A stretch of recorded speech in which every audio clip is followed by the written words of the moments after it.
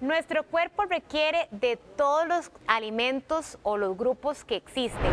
En muchas ocasiones tendemos a pensar que algunos nos pueden hacer daño y en realidad lo que necesitamos es tener una alimentación balanceada. No obstante, algunas veces nos restringimos y no siempre es lo correcto. Por eso hoy tenemos a la nutricionista Daniela Castillo para que nos aclare algunos mitos y verdades sobre este tema que creo que es tan importante y más en esta época. Bienvenida, Daniela. Mucho gusto, un placer estar acá.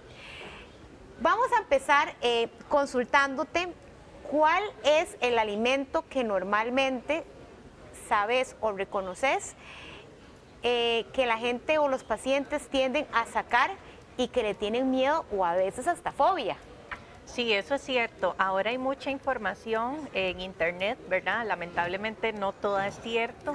En consulta, al menos yo trato mucho lo que es el miedo a los carbohidratos. Me encanta. ¿Verdad? A la gente le da miedo comer carbohidratos porque lo asocian a subir de peso. Pero como yo le digo a los pacientes, ningún alimento tiene la capacidad de hacernos engordar. Lo que nos va a hacer o nos va a traer como consecuencia el aumento de peso es el exceso en cualquier tipo de alimento. Ok, ¿consideras que realmente es necesario tener en nuestra dieta diaria los carbohidratos? Definitivamente sí, porque tienen muchísimos beneficios, dan energía, para aumentar masa muscular son indispensables, por el aporte de vitaminas también lo son. Entonces, en definitiva, dependiendo del objetivo que nosotros andemos buscando, nos van a ser útiles, muchas veces en cantidades diferentes, dependiendo del objetivo que andemos buscando. En algunas ocasiones he leído como que lo que pasa, ¿verdad? En algunos casos es como que los carbohidratos tienden a retener un poquito de líquido, ¿esto es cierto? Sí, es una de las características que tienen, sin embargo, esta retención muchas veces es a nivel de músculo, entonces el aumento de masa muscular se ve beneficiado. Como yo le digo a los pacientes, hay carbohidratos, ¿verdad?, que nos van a aumentar aún más la retención de líquido. Por eso la idea es elegir una buena calidad de carbohidrato. Ok, esa viene entonces una pregunta que le voy a hacer. ¿Podemos decir entonces que hay calidades de carbohidratos? Ay, esta sección a mí me está gustando muchísimo. Aprendemos mucho todos, ¿verdad? Porque yo he hecho para mi saco. Pero entonces, a grandes rasgos, yo sé que el tema es muy grande, pero para que se den una idea en casa, ¿cuáles podrían ser tal vez unos carbohidratos que nos hagan mejor o sean más saludables para nuestro día a día? Por ejemplo, a mí me encanta el gallo pinto, de hecho es una de las mejores opciones que yo sugiero a los pacientes.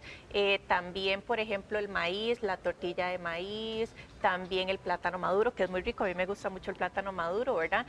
La papa, el camote, todo este tipo de carbohidratos son de excelente calidad. Ok, ¿qué pasaría, digamos, si nosotros, no sé, tenemos como esa angustia o ese miedo o esa fobia? ¿Cómo podríamos empezar a trabajarla de una manera consciente, verdad? Con la intención de decir, ok, esto a mí no me hace daño, nada más tengo que ser más sabio en lo que voy a elegir para darle a mi cuerpo, ¿verdad? Porque al final la comida o los alimentos son nuestro combustible, ¿verdad? Entonces, ¿qué consejo le podrías dar?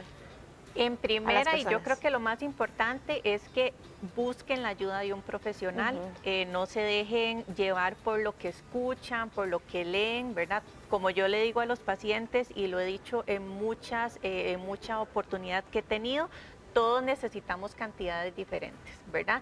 Y el único profesional que tiene la capacidad de prescribir un plan de alimentación en donde las personas sepan qué cantidad necesitan de cada grupo de alimento es un nutricionista, ¿verdad?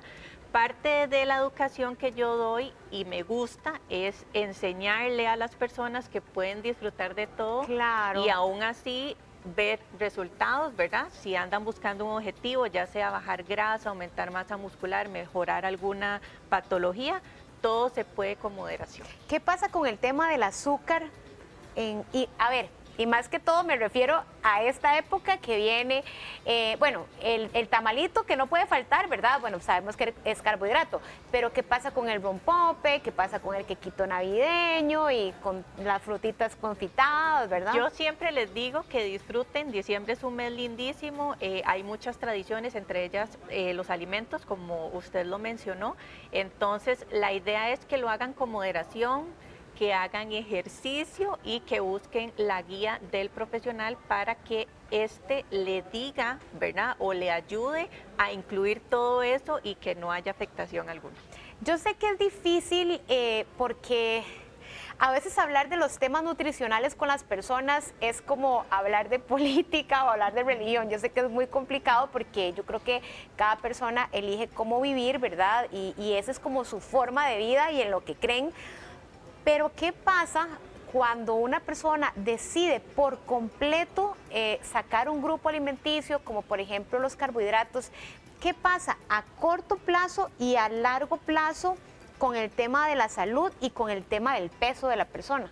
Es importante saber que si yo voy a hacer este tipo o voy a utilizar este tipo de estrategia, por ejemplo, la famosa dieta keto o cetogénica, propiamente, en donde sabemos que la característica principal es el no comer ningún tipo de carbohidrato, sí hacerlo guiado de un profesional para que en el momento en el que yo ya no quiera seguir este tipo de alimentación, me hagan una transición, porque como yo le digo a los pacientes, por ejemplo, si yo tengo 3 meses de no ver los carbohidratos y a mí me ponen un plato de arroz y frijoles, mentira que yo me voy a comer una porción pequeñita porque tengo 3 meses de no probarlo, ¿verdad? Entonces, ese abuso puede que me traiga como consecuencia el recuperar todo el peso que yo perdí.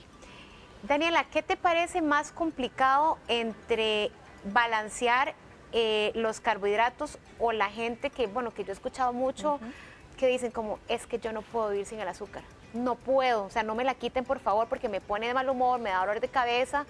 Eso es un proceso de educación, ¿verdad? Y se sabe porque ya hay estudios, que el azúcar genera un tipo de adicción. ¿Verdad?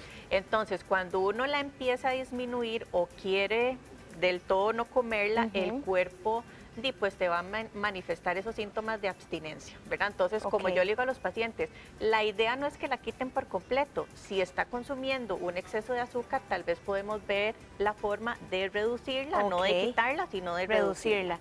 Entonces, sería como tratar de que el paciente tenga una conciencia y poder consumirlas de manera responsable. Exactamente. Todo con balance. Daniela, me encantó de verdad esta entrevista, gracias por venir y hablar de este tema, que creo que le diste un abordaje súper bonito, ¿verdad? Así que muchísimas gracias. Muchas gracias. ¿Cómo te encuentran en redes sociales? Vea, yo tengo Instagram, me pueden buscar como DRA-Daniela Castillo o en Facebook como doctora Daniela Castillo Rivas.